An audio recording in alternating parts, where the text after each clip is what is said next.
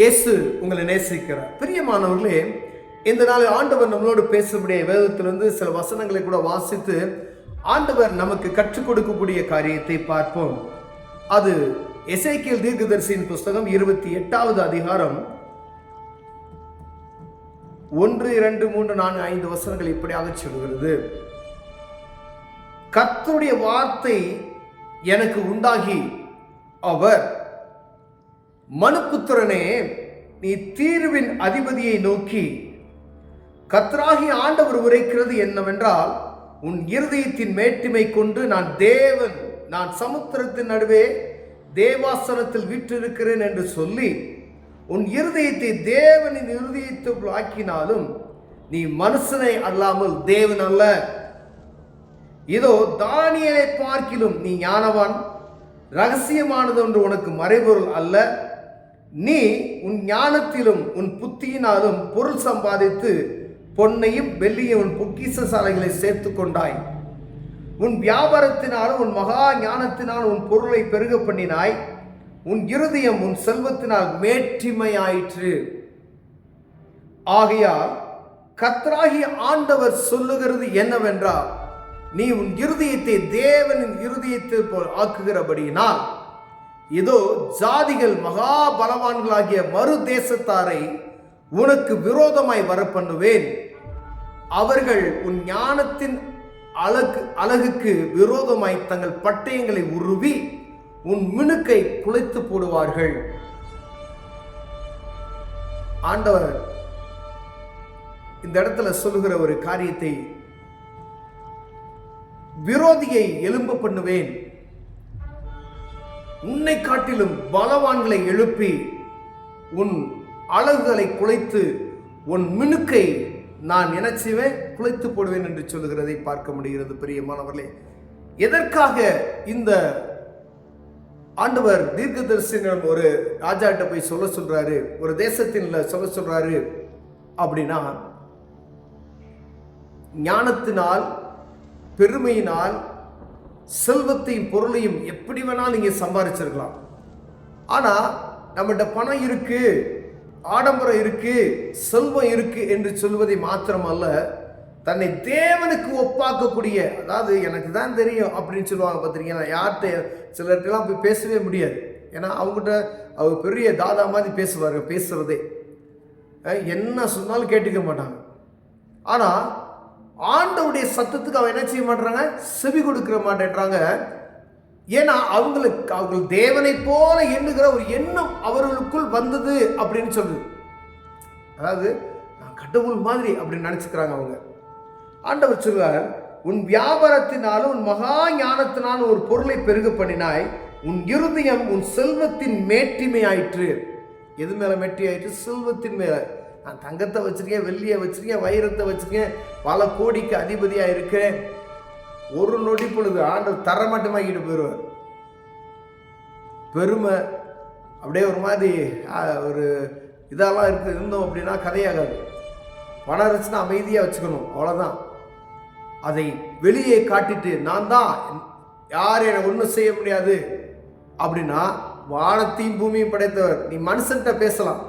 ஆனால் தேவனுக்கு முன்பதாக நீ முழங்கால் படியிடாதபடிக்கு, உன்னை தாழ்த்தாதபடிக்கு, அவருக்கு எதிர்த்து நிற்கக்கூடிய ஒரு சூழ்நிலையை உருவாக்குவாயானால், ஆண்டவர் சொல்லுகிறார், உன்னையோட பலமான ஆட்களை நான் உருவாக்கி வேற தேசத்திலிருந்து உருவாக்கி கொண்டு வர, வேற ஊர்ல இருந்து உருவாக்கி கொண்டு வர, வேற பகுதியிலிருந்து உருவாக்கி கொண்டு வர. அது தேசமாய் இருக்கலாம், ஒரு மாநிலமாய் இருக்கலாம், ஒரு குடும்பமாய் இருக்கலாம், ஒரு சபையாய் இருக்கலாம், ஒரு வீடாய் இருக்கலாம், ஒரு தனிப்பட்ட மனிதனுடைய ஆவிக்குரிய வாழ்க்கையில காணப்படக்கூடிய, வியாபாரத்தில் காணப்படுகிற ஒரு காரியமாய் இருக்கலாம்.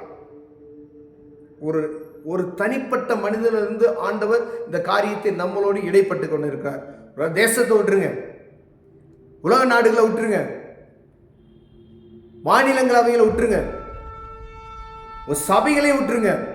ஆண்டவர் நம்மளோடு பேசுகிறது ஒரு தெருவை அல்ல, ஒரு பகுதி ஊரை அல்ல, நமது குடும்பத்தை, ஒரு தனிப்பட்ட மனிதனோடு நம்ம இடைபடக்கூடிய ஒரு காரியத்தை மாற்ற நாள்ல பார்ப்போம். ஆண்டவர் உங்கள் திறமையினால், உங்களுக்கு கொடுத்த ஞானத்தினால், யார் கொடுத்தா ஞானம்? ஆண்டவர் தான் கொடுத்தார். அவர் தான் உங்களுக்கு ஞானத்தை கொடுத்தார். ஏன்னா ஞானத்தின் பிறப்பிடம், ஞானத்தின் ஊற்று யாரு? ஆண்டவர். ஞானத்தை கொடுத்தவர் நிமித்தமாய் நீங்கள் அநேக பொருட்களையும், எனக்கு சொல்ல, உன் ஞானத்தினாலும் உன் புத்தியினாலும் பொருள் சம்பாதித்து பொன்னையும் வெள்ளியும் உன் பொக்கிஷசாலையும் சேர்த்து கொண்டாய். போதுமானது இருக்கியா? டன் கணக்கில் இருக்கியா? 500 பவுன் நகை இருக்கியா? 5 கிலோ நகை இருக்கியா? 6 கிலோ நகை இருக்கியா? ரைட். உன் இருதயம் உன் செல்வத்தினால் மேட்டிமை ஆகிவிடக்கூடாது. உன் செல்வம் கூட கூட உனக்கு பணிவு வர வேண்டும் என்று இதுல கற்றுக் கொடுக்கிறார் பிரியமா. உன்னுடைய வியாபாரம் பெருக பெருக தேவசம் மனுஷன்ட்ட நீங்க மரியாதையை நடந்துக்கணும். எதிரிகளை தாங்கள் உருவாக்கி கொள்ளாதபடி பாதுகாத்துக் கொள்ளுங்க. ஆண்டவர் சொல்றார், எதிரி எப்படி வரலாம்? பலவான்களை உருவாக்குவே அப்படின்னு சொல்றாரு. அப்ப மற்றவங்க கிட்ட ஹானஸ்டா இல்ல, ஒரு கனிவோடு நடந்து கொள்ளணும். ஒரு ஒரு ரஃபா நடந்து கூடாது. ஏன்னா ஏன் நம்மகிட்ட செல்வம் பெருக பெருகதான் பெருமை, ஒரு மாதிரி கர்வமான பேச்சுகள்லாம் வருகிறது. அதனால ஆண்டவர் தெளிவாக எழுதி வைத்திருக்கிறார். அதே போல கடவுளுக்கு கொடுக்க வேண்டிய கனத்தை நாம் கொடுக்க விடாதபடிக்கு செல்வத்தை உனக்கு கொடுத்த தேவனை மறந்துவிட்டு, யார் கொடுத்தா, நான் என் செல்வத்துல என்னுடைய காரியத்தை நான் தான் அப்படின்ற ஒரு பெருமை நமக்குள் வறுமையானால், ஆண்டவர் இந்த இடத்துல தெளிவா நமக்கு கற்றுக் கொடுத்திருக்கிறார் பிரியமானவர்களே. ஒரு நாளும் செல்வத்தை குறித்ததான மேட்டுமை ஒரு மனிதனுக்கு வராது இருப்பதா? ஆண்டவருடைய பிள்ளைகளுக்கு அது வரவே கூடாது. உலகத்தில் இருக்கக்கூடிய மற்றவங்களுக்கு எப்படி வேணாலும் வரலாம். அம்பானி, நான் மேலே 100 மாடி கட்டணம், மேலே ஹெலிகாப்டரை வச்சிருக்கிறேன். அவங்களுக்கு ஆண்டவரை பற்றி தெரியாது, அங்கே நடக்கிறதெல்லாம் நமக்கு தெரியாது. ஆண்டவர் உங்களுக்கு 50 மாடி கட்டடத்தை கொடுத்தாலும் உங்கள்கிட்ட தேவனுக்கு ஆண்டவருக்கும் உங்களுக்கும் உள்ள நெருக்கம் குறையவே கூடாது. 1 மாடி எக்ஸ்ட்ரா ஆகுதா, தேவ சமூகத்தில் ஆண்டவரேன்னு சொல்லி உட்கார்ந்துடணும். 10 ரூபா வச்சுருக்கீங்க, ஒரு கோடி வச்சுருக்கீங்களா, தேவ சமூகத்தில் 10 நிமிஷம் உட்காடுறீங்களா? 2 கோடி ஆண்டவர் உங்கள் கைக்கு வருமானத்தை கொடுத்தாருன்னா என்ன செய்யணும்? 1 மணி நேரம் உட்காரணும். அவரை மறப்போமையானால், அவரை மறந்தா அப்ப யார்கிட்ட போவோம்? நம்முடைய மேட்டிமை எங்க போகுது? ஆண்டவரை மறந்துவிட்டு நாமதே கடவுளா நினைச்சுக்கிறது.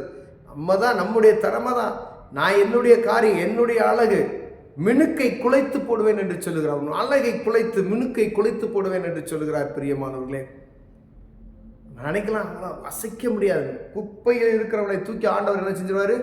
உயரத்துல உயரமா இருக்கிறான், தாழ்த்து தரமட்டமா சாம்பலாக்கி விட்டு போயிடுவார். ஆண்டவருடைய பிள்ளைகள் அறிந்து கொள்வது மிகவும் முக்கியமான காரியம். மேட்டிமை, பெருமை, செல்வத்தின் மேட்டிமை ஒரு நாள் வராதபடிக்கு நம்மளை காத்துக்கொள்வதற்காக ஆண்டவர் உங்களோடு என்னோடு பேசுகிறார். பிரியமானவர்களே, இந்த பொருளின் நிமித்தமாய், என்னுடைய வர்த்தகத்தின் நிமித்தமாய் வரக்கூடிய பெருமை, என்னுடைய அதிகாரத்தின் நிமித்தமாய் வரக்கூடிய பெருமை, அது அழித்து விடும். உங்களுக்கு ஒரு அதிகாரத்தை ஆண்டவர் கொடுத்திருக்கிறாருன்னா அதை சரியான முறையில் பயன்படுத்திக்கிங்க. நீங்கள் அங்கே உங்கள் அதிகாரத்தை துஷ்பிரயோகம் பண்ணீங்க அப்படின்னு வச்சுக்கோங்க, தூக்கி எறிஞ்சிடுவார். உன்னோட பலவான கொண்டு வந்து அங்கே உட்கார வச்சிருவார். நம்ம நினைக்கலாம், இன்னும் என்கிட்ட அத்தனை ஆள் இருக்கான், எத்தனை ஆள் இருக்கான், எத்தனை ஆள் வந்தாலும் சரி, ஒரு நொடி பொழுது ஆண்டவர் சகலத்தை மாற்றி விடுவார். பிரியமானவர்களே, ஆண்டவர் உங்களுக்கு கற்றுக் கொடுக்கிறது, நமக்கு கற்றுக் கொடுக்கிறது வருமானம். ஒரு வேளை செல்வத்தின் நிமித்தம் மேட்டிமை வரக்கூடாது. நீ வேட்டிமை இருக்கிற இந்த காரியம் மாத்திரமல்ல, உன்னுடைய பெருமை உங்களுக்கு செல்வத்தை அதிகரித்து கொடுத்தாரானால் தேவ சமூகத்தில் பணிவோடு நடந்து கொள்ளணும். நாம் தேவனை போல இருதயத்தை நாம் உயர்த்துவோமையினால் அவரை மறந்துவிட்டு ஒரே அடிதான். ஆசாரிகள் செய்யக்கூடிய காரியத்தை ராஜா என்ன செய்றாரு? தைரியமா தூபகலசம் எடுத்து போட்டார். ஆண்டவர் அடித்தார், புழுத்து செத்துருவான், குஸ்தரோகம், ஒண்ணுமே பண்ண முடியாது. அப்ப எவ்வளவு கவனமாக நம் வாழ்க்கையை நடத்த வேண்டும் என்பதற்காய் ஆண்டவர் உங்களோடு என்னோடு பேசுகிறார். ஒரு படி ஆண்டவர் உங்களை உயர்த்தினாரா, தேவ சமூகத்தில் அப்படியே பணிவா நடந்துக்கங்க. அதுதான் அழகு. உங்களை பார்த்தாவே சொல்லணும், ஒரு அதிகாரத்தில் இருக்கிறீங்க அப்படின்னா உங்களை பார்த்தா சொல்லணும், அவங்க உங்கள்கிட்ட மரியாதையை நடந்துக்கணும். அப்ப நீங்க எப்படி நடக்கணும்? உனக்கு ஒரு அதிகாரம் இருக்கும் பொழுது அந்த அதிகாரத்திலிருந்து ஜனங்களுக்கு உதவி செய்யாதபடிக்கு இருப்பேயானால் ஒன்னும் சரி, யாரும் மதிக்க மாட்டாங்க. கொடுக்கப்பட்ட ஒரு பொறுப்பு அந்த இருக்கும் செய்ய திராணி நன்மை செய்ய முடியுமோ அதை செய்து முடித்து விடுங்கள். நீங்க அதுக்கப்புறம் அந்த அதிகாரத்துக்கு வெளியே வந்துட்டு ஒன்றும் செய்ய முடியாது. மனுஷன் மதிக்கவும் மாட்டாங்க. அதனால ஆண்டவர் நமக்கு ஒரு எச்சரிப்பின் செய்தியை கொடுக்கிறார். பொருளை சேர்த்து கொண்டதும் வயிறு இருக்கு, வெள்ளி இருக்கு, எனக்கு பணாசை, பணம் எனக்கு பெரிய போய் இருக்கிறது, ஆட்பலம் இருக்கிறது, அப்படி என்று நாம் பெருமை பார்த்து பாராட்டி கொண்டு இருப்போம் என்றால் அதை ஆண்டவர் என்ன சொல்றாரு? பெருமைக்கு விரோதமாய் நிற்கிறார். பெருமை என்பது கர்த்தர் விரோதமாய் எதிர்த்து நிற்கிறார். பெருமை ஒரு நாள் நம்ம வாழ்க்கையில் வராதபடி காத்துக்கொள்வோம். இரண்டாவது காரியம், தேவ சமூகத்துல ஆண்டவருக்கு கொடுக்கிற அந்த கனத்தை ஒரு நாளும் என்னுடைய பெருமை அந்த செல்வத்தின் நிமித்தமே தேவனுக்கு கொடுக்க வேண்டிய கனத்தை கொடுக்காதபடிக்கு நாம் அசதியா இருப்போமையினால், ஆண்டவர் சமூகத்தை தேடாதபடி இருப்போமையினால் ஆண்டவர் அவருடைய கரத்தை நீட்டுவார், நம்முடைய பெருமையை உடைத்து போடுவதற்கு எதிரியே வருவார். அந்த நிலைமைக்கு போகாதபடி தேவ சமூகத்தில் அமர்ந்து அவரையே நோக்கி பார்ப்போம். கண்களை மூடுவோம், ஜெபம் செய்வோம். அன்பின் தகப்பனே, ஒரு நாளும் எங்களுக்குள்ள மேட்டிமை வந்துடக்கூடாது ஐயா. ஒரு நாளும் தெய்வத்தை மறந்து நாங்கள் தேவனை போல ஆகிற எண்ணம் வரக்கூடாது ஆண்டவரே. எங்களை காத்துக்கொள்ளும் இயேசுவின் நாமத்தில் பிதாவே, ஆமென்.